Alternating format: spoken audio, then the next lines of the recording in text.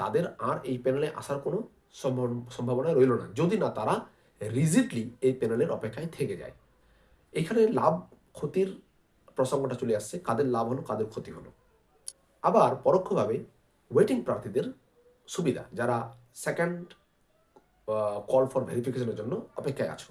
শুরুটা লর্ড বাইরনের একটা কবিতার পংক্তি দিয়ে শুরু করি। The rain it raineth on the just and also on the unjust fella, but chiefly on the just, because the unjust steals just umbrella. খুব implicative একটা পংক্তি। কিসের ইঙ্গিত বুঝতেই পারছো। এসএলএসটি 2025 যে জটিলতা, সেটা জটিলতা সমেত আরও 31 আগস্ট পর্যন্ত এক্সটেন্ড করা হলো। ইতিমধ্যে সমস্ত হিয়ারিংগুলো হাইকোর্টে হবে, আর সুপ্রিম কোর্টে যাতে এই ব্যাপারটা না যায় সেই ব্যাপারে মানে পিটিশনারদের পক্ষে আবেদন করা হয়েছিল যে যাতে হাইকোর্টে সমস্ত কিছু মীমাংসা হয়ে যায়, এবং হাইকোর্টের মাধ্যমে যেটা উঠে আসবে সমস্ত কিছু নিখুঁতভাবে দেখে তারপর একটা কোনো ফাইনাল ভার্ডিক্ট দেওয়া হবে। কিন্তু ভোট বড় বালাই, আমরা জানি ভোটের আবহ 2026 পড়লেই শুরু হয়ে যাবে। ইতিমধ্যে আমরা জানি বোর্ড পরীক্ষা আছে, তারপর মডেল কোড অফ কন্ডাক্ট শুরু হয়ে যাবে, আর 31 আগস্টের আগেই সমস্ত প্রক্রিয়াটা সম্পন্ন হয়ে যাবে ভোট পরবর্তী সময়ে কীরকম চমক আসে আবার সেটাই দেখার, কেননা পুরো ব্যাপারটাই ডুইডলিং অবস্থায় ছিল, আছে, হয়তো থাকবেও। এখানে লাভ ক্ষতির প্রসঙ্গটা চলে আসছে, কাদের লাভ হলো কাদের ক্ষতি হলো। আপাতদৃষ্টিতে ইন সার্ভিস টিচার, আপাতদৃষ্টিতে যারা ওয়েটিং প্রার্থী for second call for verification তাদের লাভ হলো,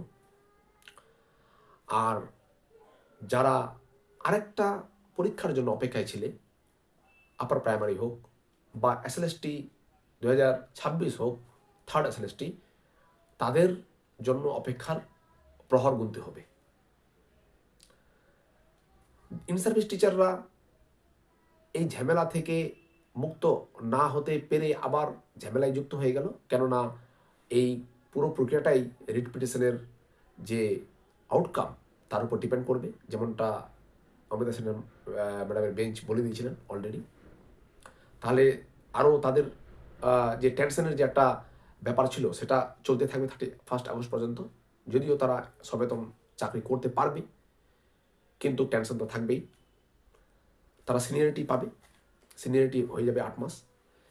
যারা 2016 আগের প্রার্থী তাদের ক্ষতি হলো একরকমভাবে বলা যায়, তাদের আর এই প্যানেলে আসার কোনো সম্ভাবনা রইল না, যদি না তারা রিজিডলি এই প্যানেলের অপেক্ষায় থেকে যায়। কি করে খুলে বলি, 2016-তে যারা 2016 আগের পরীক্ষার্থী বসেছিল, primary teacher, high school teacher, upper primary, মাদ্রাসা, এনভিএস, কেভিএস এবং বিভিন্ন দপ্তর থেকে,